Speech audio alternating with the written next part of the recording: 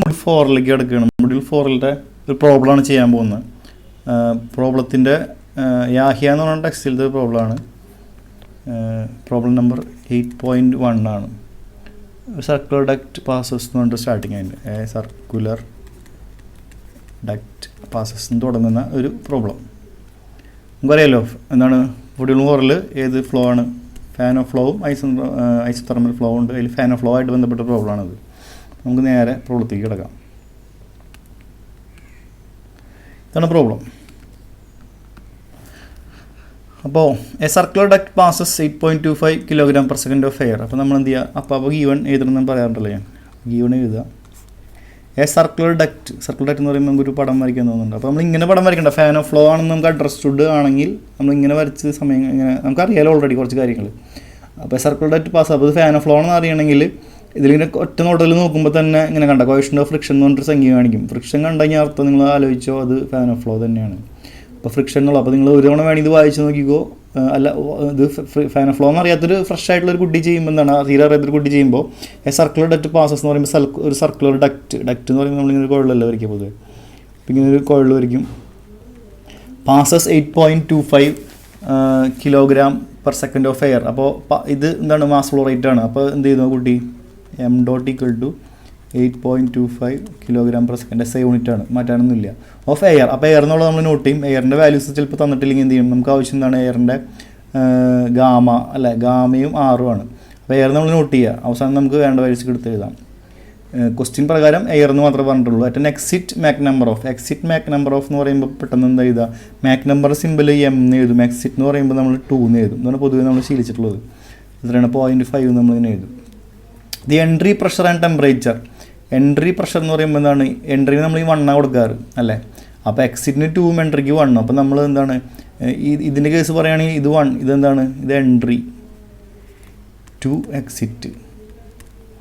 അപ്പോൾ എന്താ പറഞ്ഞാൽ entry pressure and temperature are 3.5. അപ്പോൾ എൻട്രി പ്രഷർ എന്ന് പറയുമ്പോൾ പ്രഷർ സിമ്പിൾ P, എൻട്രി എന്ന് പറയുമ്പോൾ 1, P1 = ആൻഡ് ടെമ്പറേച്ചർ എന്ന് പറയുമ്പോൾ T1 3.45 ബാർ. അപ്പോൾ നമ്മൾ ബാറിൽ എഴുതില്ല, നമ്മൾ SI യൂണിറ്റിലേക്ക് എഴുതാം.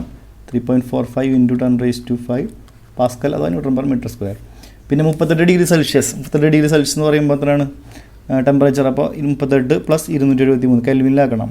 അപ്പോൾ അത് കെൽവിനിലാക്കിയിട്ട് നോട്ട് എഴുതണം, കാൽക്കുലേറ്ററിൽ ചെയ്യണം. അപ്പോൾ ചെയ്ത് കഴിയുമ്പോൾ എത്ര കിട്ടുമെന്ന് പറയും, 311 കെൽവിൻ എന്ന് പറഞ്ഞ് കിട്ടും respectively. And quotient of friction simple നമ്മൾ F 0.005. If the Mach number at the entry എന്ന് പറയുമ്പോൾ m1 ഈസ് 0.15. ഡിറ്റർമിൻ എന്ന് പറയുമ്പോൾ എന്താണ്, ടു ഫൈൻഡ് എന്തൊക്കെയാണ്, ഡയമീറ്റർ ഓഫ് ദി ഡക്റ്റ് നമ്മൾ സ്മോൾ ലെറ്റർ D അല്ല യൂസ് ചെയ്യുന്നത്. സാധാരണ സ്മോൾ ലെറ്റർ D യൂസ് ചെയ്യുക, പക്ഷേ ഫാൻ ഓഫ് ഫ്ലോ പഠിച്ചിട്ടുള്ള ആൾക്കാർക്ക് അറിയാം അതിൻ്റെ ഡെറിവേഷൻ കാര്യങ്ങൾക്കൊക്കെ നമ്മൾ യൂസ് ചെയ്യാറുള്ളത് ക്യാപിറ്റൽ D ആണ്. അപ്പോൾ ക്യാപിറ്റൽ D തന്നെ ആയിക്കോട്ടെ, അത് കണ്ടുപിടിക്കണം. പിന്നെ ലെങ്ത് ഓഫ് ദി ഡക്റ്റ്, അത് നമ്മൾ ക്യാപിറ്റൽ L ആണ് യൂസ് ചെയ്യുക. പിന്നെ pressure and temperature at the exit എന്ന് പറയുമ്പോൾ P2 കണ്ടുപിടിക്കണം. ടെമ്പറേച്ചർ അറ്റ് എക്സിറ്റ് എന്ന് പറയുമ്പോൾ T2 കണ്ടുപിടിക്കണം. സ്റ്റാഗ്നേഷൻ പ്രഷർ ലോസ് എന്ന് പറയുമ്പോൾ സ്റ്റാഗ്നേഷൻ പ്രഷർ P0 ആണ്. അത് ലോസ് എന്ന് പറയുമ്പോൾ ഇവിടെ ഉള്ള പ്രഷർ കൂടുതലായിരിക്കും, ഇവിടെ നിന്ന് പ്രഷർ കുറവായിരിക്കും. അപ്പോൾ P01 - P02 അതിൻ്റെ വാല്യൂ കണ്ടുപിടിക്കണം. Verify the exit max number through exit velocity. അപ്പോൾ എക്സിറ്റ് മാക് നമ്പർ എന്ന് പറയുമ്പോൾ m2 എന്താണ്, യൂസിങ് എക്സിറ്റ് വെലോസിറ്റി എന്ന് പറയുമ്പോൾ C2 and temperature, exit temperature എന്ന് പറയുമ്പോൾ T2 വെച്ചിട്ട്. അപ്പോൾ T2 വെച്ചിട്ട് √T2 അത് ഉദ്ദേശിക്കുന്നത് C/A, m = C/A. അപ്പോൾ അതിൻ്റെ വാല്യൂ ഒന്ന് കൺഫേം ചെയ്യണം. m2 ഓൾറെഡി ക്വസ്റ്റ്യനിൽ 0.5 തന്നിട്ടുണ്ട്. അപ്പോൾ അതൊന്ന് വെരിഫൈ ചെയ്യണം. ഇത്രയാണ് ക്വസ്റ്റ്യനിൽ നമുക്ക് ഗീവൺ എഴുതാനുള്ള കാര്യങ്ങൾ. ഓക്കെ, അപ്പോൾ നമുക്ക് തുടങ്ങാം. അപ്പോൾ നമ്മൾ ഈ പടം ഇങ്ങനെ ഒന്നൊരത് കുട്ടികളാണ് ഇങ്ങനെ പൊതുവെ വരയ്ക്കുക. നമ്മൾ അതിൻ്റെ ആവശ്യമില്ല, നമുക്ക് ഒന്നുകൂടി സിംപ്ലിഫൈ ആയിട്ട് വരയ്ക്കാം. 3D ഒന്നും വരയ്ക്കേണ്ട കാര്യമില്ല. നമ്മൾ ഡെറിവേഷൻ ചെയ്തപ്പോൾ തന്നെ അറിയാമല്ലോ, നമ്മളിങ്ങനെ ഡെറിവേഷൻ ചെയ്തപ്പോൾ തന്നെ ഫാൻ ഓഫ് ഫ്ലോൻ്റെ ഡെറിവേഷൻ ചെയ്യുമ്പോൾ ഇങ്ങനെ കൊടുക്കാറ്. അപ്പോൾ സെക്ഷൻ 1 സെക്ഷൻ 2 എൻട്രി എക്സിറ്റ്. അപ്പോൾ നമുക്ക് ഇങ്ങനെ കൊടുക്കാൻ, എന്നിട്ട് ഇവിടെ വേണമെങ്കിൽ എടുത്ത് നമ്മളിങ്ങനെ എഴുതിയാൽ മതി. ശരിക്കും വേണമെങ്കിൽ ഗ്രാഫിക്കലി എഴുതണമെന്നുണ്ടെങ്കിൽ അങ്ങനെ സൗകര്യമുള്ളവർക്ക് വേണമെങ്കിൽ ഇങ്ങനെ വേണമെങ്കിൽ എഴുതിക്കോ. P1 വാല്യൂ കൂടെ എടുത്ത് എഴുതിക്കോ. ക്ലോഷർ ഇവിടെ ആകെ ഇതാവും, ഭയങ്കര സ്ഥലം പോരാണ്ട് വരും. P1 T1 പിന്നെ M1 അറിയാം, പിന്നെ M2 അറിയാം, പിന്നെ എന്താണ് എം ഡോട്ട്. അപ്പോൾ ഇതിലൂടെ മാസ് ഫ്ലോ റേറ്റ് നടക്കുന്നുണ്ട്, എം ഡോട്ട് കാണുന്നുണ്ട്. അപ്പോൾ ഇവിടെ നമ്മൾ ഇവിടെ നോക്കി ശീലിച്ച സ്ഥിതിക്ക് ഇങ്ങനെ ചെയ്താൽ മതി. ഗ്രാഫിക്കലി കൂടുതൽ ഗുണമാണ് ശരിയാത്തതിൽ, ഗ്രാഫിക്കലാണ് കൂടുതൽ ഗുണം. അപ്പോൾ ഇതിൽ വലിയ ഫിഗർ വെച്ചിട്ട് വരയ്ക്കാം. തൽക്കാലം ഞാനിപ്പോൾ ഇത് വെച്ചിട്ട് അഡ്ജസ്റ്റ് ചെയ്യാണ്. ഓക്കെ, അപ്പോൾ നമ്മൾ എന്താ കണ്ടുപിടിക്കേണ്ടത്? ഫസ്റ്റിന് കണ്ടുപിടിക്കേണ്ട സംഭവം എന്താണ്? നമുക്കറിയാം, പൊതുവേ നമുക്ക് ആവശ്യമുണ്ടെങ്കിൽ എഴുതിയാൽ മതി. 6 ഗാമയെ ആവശ്യം വരും. അത് നമുക്ക് ആവശ്യത്തിന് ഇവിടേക്ക് എടുത്ത് എഴുതാം. നമ്മൾ നേരെ നമുക്ക് ചെയ്യാം. നമുക്ക് ടു ഫൈൻഡ് ഡി അല്ല ആദ്യത്തെ, ടു ഫൈൻഡ് ഡി. ഫസ്റ്റ് തന്നെ ടു ഫൈൻഡ് ഡി. അപ്പോൾ ടു ഫൈൻഡ് ഡി. അപ്പോൾ ഡയാമീറ്റർ നമുക്ക് ഫാൻ ഓഫ് ഫ്ലോ അറിയണം, നമുക്കറിയാം. അതിൽ 4a/d എന്നുള്ള ടേമൊക്കെ ഉണ്ട്. അപ്പോൾ അതിൽ എ എന്ന് പറയുമ്പോൾ എന്താണ്? എ എന്ന് പറയുമ്പോൾ ഏരിയ നമുക്ക് ഓൾറെഡി അറിയാം. അപ്പോൾ നമുക്ക് ഓൾറെഡി അറിയാം എന്താണ്? Area equal to cross sectional area equal to π/4d² എന്നറിയാം. അപ്പോൾ നമ്മൾ ഡി എന്ത് വരും? D equal to 4a/π root. അപ്പോൾ d equal to 4a/π root. അപ്പോൾ ഇതിൽ എ അറിയോ? എ കണ്ടുപിടിക്കണം. അപ്പോൾ എ അറിയാൻ വേണ്ടി എന്ത് ചെയ്യണം? എ ഈക്വൽ ടു നമുക്ക് ഓൾറെഡി അറിയാം. ഇതാണ് M dot equal to rho A C എന്നുള്ളത് അറിയാം, ഓൾറെഡി കാര്യം നമുക്ക് അറിയാം. അപ്പോൾ എ എന്ത് കിട്ടും അതിൻ്റെ ഉള്ളിൽ നിന്ന്? A equal to m dot by rho c. അപ്പോൾ a equal to m dot by rho c. അതിൽ എം ഡോട്ട് ഗീവൺ ആണോ? എം ഡോട്ട് ഗീവൺ ആണ്, ക്വസ്റ്റ്യനിൽ ഗീവൺ ആണ്. എന്താണ് എം ഡോട്ട് ഗീവൺ? എം ഡോട്ടിൻ്റെ വാല്യൂ ഇവിടെ ഉണ്ടായിരുന്നു 8.25. അപ്പോൾ നമ്മൾ എന്ത് ചെയ്യാം? ഇവിടെ നമുക്ക് എന്ത് ചെയ്യാം? 8.25 കൊടുക്കാം. പിന്നെ റോ അറിയോ? റോ ഗീവൺ ആണോ? റോ ഗീവൺ അല്ല, ക്വസ്റ്റ്യനിൽ ഗീവൺ അല്ല. അപ്പോൾ റോ കണ്ടുപിടിക്കണം. അപ്പോൾ റോ കണ്ടുപിടിക്കാൻ വേണ്ടിയിട്ട് എന്ത് ചെയ്യാം? നമുക്ക് ടു ഗെറ്റ് റോ. അപ്പോൾ ഇതിൽ റോ 1 C1 വേണോ, റോ 2 C2 വേണോ എന്നൊരു കൺഫ്യൂഷൻ വരുന്നുണ്ട്. കണ്ടില്ലേ? റോ എ സി എന്ന് പറയുമ്പോൾ അത് 2 ഓപ്ഷൻ ഉണ്ട്. റോ 1 A1 C1 എന്ന് വിളിക്കാം, അല്ലെങ്കിൽ റോ 2 A2 C2. നമുക്കിപ്പോൾ അറിയാവുന്ന സിയും എയും ഉള്ളത് നമുക്ക് ഉപയോഗിക്കാം. നമുക്കിതിൽ M1 ഗീവൺ ആണ്, M2 ഗീവൺ ആണ്. നമുക്ക് കാര്യം ചെയ്യാൻ തൽക്കാലം നമുക്ക് റോ 1 A1 C1 ഉപയോഗിക്കാം തൽക്കാലം. അപ്പോൾ റോ 1 C1 A1. അപ്പോൾ നമ്മൾ ഏരിയ 2 സെയിം ആണ്, എ സെയിം ആണ്, കോൺസ്റ്റന്റ് ഏരിയ ഡക്റ്റ് ഇല്ല. അപ്പോൾ എ 2 സെയിം തന്നെയാണ്. അപ്പോൾ ഏരിയ എന്ന് പറയുന്നത് 1 ഇതിലും കുഴപ്പമില്ല, 2 സെയിം ആണ്. A1 ഈക്വൽ ടു A2 ആണ്, ഈക്വൽ ടു എ. അങ്ങനെ വേണം സൈഡിൽ എഴുതിയിട്ടാൽ മതി. അപ്പോൾ പിന്നെ നമുക്കിനി A1 എഴുതണം എന്ന് നിർബന്ധമില്ല.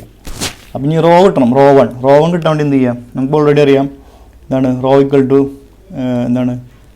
P equal to rho R T എന്നറിയാം. അപ്പോൾ റോ എന്ത് വരും? P/RT. അപ്പോൾ റോ 1 ഈക്വൽ ടു എന്ത് വരും? ഇവിടെ ഒന്ന് എഴുതി കാണിച്ചു തരാം. റോ ഇവിടെ നിർത്തി P/RT. അപ്പോൾ എന്ത് വരും? P1/RT1. ഓക്കെ, അതിൽ P1 ഗീവൺ ആണോ?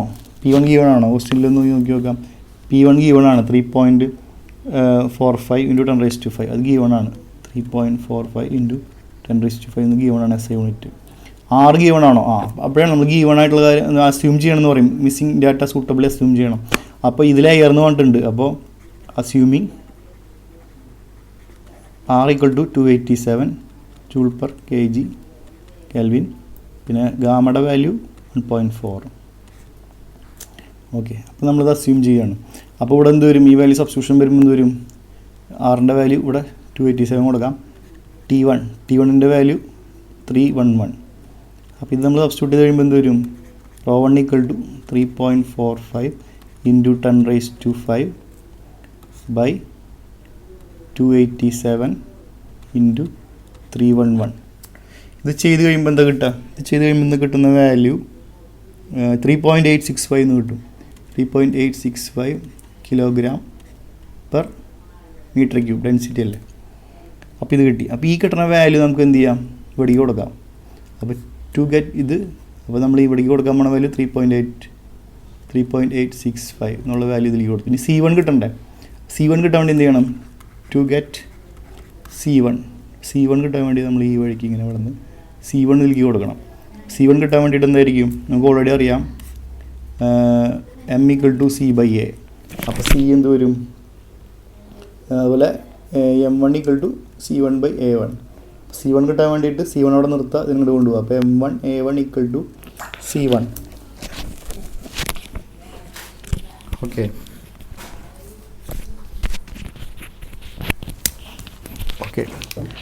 ഇനി എന്താ വേണ്ടത്? ഇപ്പോൾ C1 ഈക്വൽ ടു M1A1.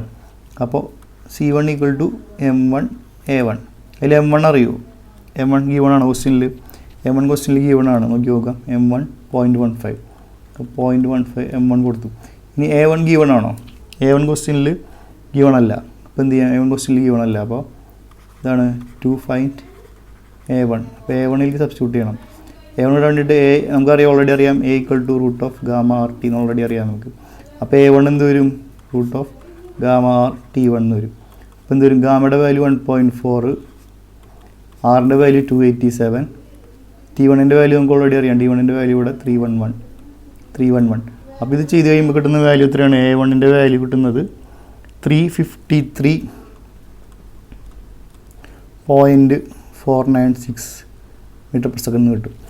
അപ്പോൾ A1 കിട്ടി. ആ A1 353 ഇത് സബ്സ്റ്റിറ്റ്യൂട്ട് ചെയ്യുക. 353.496 ഇതിൽ സബ്സ്റ്റിറ്റ്യൂട്ട് ചെയ്യുക. M കിട്ടി. അപ്പോൾ ഇതിൻ്റെ വാല്യൂ ചെയ്യുമ്പോൾ ഇത് വരും 0.15 ഇൻറ്റു ഇത് ചെയ്യാം. അത് ചെയ്യുന്ന വാല്യൂ എന്താ പറയുക? 53.02 m/s കിട്ടും. അപ്പോൾ C1 കിട്ടി. C1 എത്രയാണ്? 53.02. അപ്പോൾ 53.02 സബ്സ്റ്റിറ്റ്യൂട്ട് ചെയ്ത് കഴിഞ്ഞാൽ എന്ത് വരും?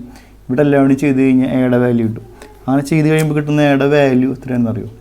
ഇത് ചെയ്യാം. ഇവിടെ വാല്യൂ അറിയാം, ഇവിടുത്തെ വാല്യൂ അറിയാം, C1ൻ്റെ വാല്യൂ അറിയാം 53.02. ഇതെല്ലാം ചെയ്ത് കഴിയുമ്പോൾ കിട്ടുന്ന വാല്യൂ 0.0403 m² എന്ന് പറഞ്ഞ് കിട്ടും.